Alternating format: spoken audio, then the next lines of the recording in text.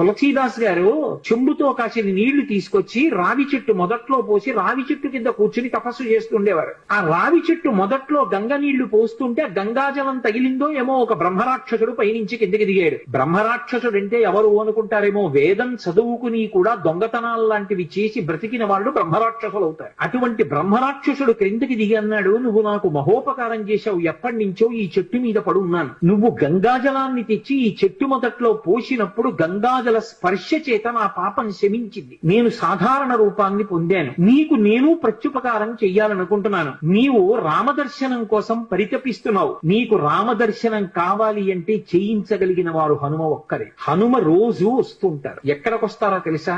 ఎక్కడెక్కడ రామనామం జరుగుతుందో, ఎక్కడెక్కడ రామనామం ప్రస్తావనకు వస్తుందో, ఎక్కడెక్కడ రామ కథ చెప్పబడుతుందో అక్కడ ఉంటారు. కాశీలో హనుమాన్ ఘాట్ లో ఒక వ్యక్తి రోజు రామాయణం చెప్తున్నాడు. అక్కడికి వచ్చి కూర్చుంటారు. ఎలా గుర్తుపడతావో తెలుసా? అందరికన్నా ముందు సభలోకి వస్తారు. అందరికన్నా ఆఖరణ కళ్ళ నీళ్ల పెట్టుకుని ఒక్కడు తలదించుకుని నడిచి వెళ్లిపోతూ ఉంటాడు. నువ్వు గుర్తుపట్టి వెంట వెళ్ళు అన్నారు. తులసీదాస్ గారు హనుమాన్ ఘాట్కి వెళ్లి కూర్చున్నారు. అందరికన్నా ముందు ఒక వ్యక్తి వచ్చాడు రామాయణం వినడానికి. అందరూ వెళ్ళిపోయిన తర్వాత తల ఉంచుకుని కన్నులమ్మట నీరు కారుతుండగా వెడుతున్నాడు. తులసీదాస్ గారు ఆయన వెంటబడ్డారు. ఆ వ్యక్తి కనిపెట్టాడు, ఎవరో నన్ను వెంబడిస్తున్నారని. ఆయన హనుమ ముందు వెడుతున్నవారు. వెనక్కి తిరిగి గద్దించి తులసీదాస్ గారు చెంబుతో కాసిన నీళ్లు తీసుకొచ్చి రావి చెట్టు మొదట్లో పోసి రావి చెట్టు కింద కూర్చుని తపస్సు చేస్తుండేవారు. ఆ రావి చెట్టు మొదట్లో గంగ నీళ్లు పోస్తుంటే గంగాజలం తగిలిందో ఏమో ఒక బ్రహ్మరాక్షసుడు పైనుంచి కిందకి దిగాడు. బ్రహ్మరాక్షసుడు అంటే ఎవరు అనుకుంటారేమో, వేదం చదువుకుని కూడా దొంగతనాలు లాంటివి చేసి బ్రతికిన వాళ్ళు బ్రహ్మరాక్షసులు అవుతారు. అటువంటి బ్రహ్మరాక్షసుడు క్రిందకి దిగి అన్నాడు, నువ్వు నాకు మహోపకారం చేశావు, ఎప్పటి నుంచో ఈ చెట్టు మీద పడున్నాను. నువ్వు గంగాజలాన్ని తెచ్చి ఈ చెట్టు మొదట్లో పోసినప్పుడు గంగాజల స్పర్శ చేత నా పాపం శమించింది. నేను సాధారణ రూపాన్ని పొందాను. నీకు నేను ప్రత్యుపకారం చెయ్యాలనుకుంటున్నాను.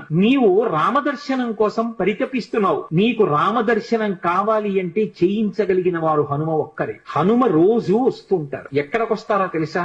ఎక్కడెక్కడ రామనామం జరుగుతుందో, ఎక్కడెక్కడ రామనామం ప్రస్తావనకు వస్తుందో, ఎక్కడెక్కడ రామ కథ చెప్పబడుతుందో అక్కడ ఉంటారు. కాశీలో హనుమాన్ ఘాట్ లో ఒక వ్యక్తి రోజు రామాయణం చెప్తున్నాడు. అక్కడికి వచ్చి కూర్చుంటారు. ఎలా గుర్తుపడతావో తెలుసా? అందరికన్నా ముందు సభలోకి వస్తారు. అందరికన్నా ఆఖరణ కళ్ళ నీళ్ల పెట్టుకుని ఒక్కడు తలదించుకుని నడిచి వెళ్లిపోతూ ఉంటాడు. నువ్వు గుర్తుపట్టి వెంట వెళ్ళు అన్నారు. తులసీదాస్ గారు హనుమాన్ ఘాట్కి వెళ్లి కూర్చున్నారు. అందరికన్నా ముందు ఒక వ్యక్తి వచ్చాడు రామాయణం వినడానికి. అందరూ వెళ్ళిపోయిన తర్వాత తల ఉంచుకుని కన్నులమ్మట నీరు కారుతుండగా వెడుతున్నాడు. తులసీదాస్ గారు ఆయన వెంటబడ్డారు. ఆ వ్యక్తి కనిపెట్టాడు, ఎవరో నన్ను వెంబడిస్తున్నారని. ఆయన హనుమ ముందు వెడుతున్నవారు. వెనక్కి తిరిగి గద్దించి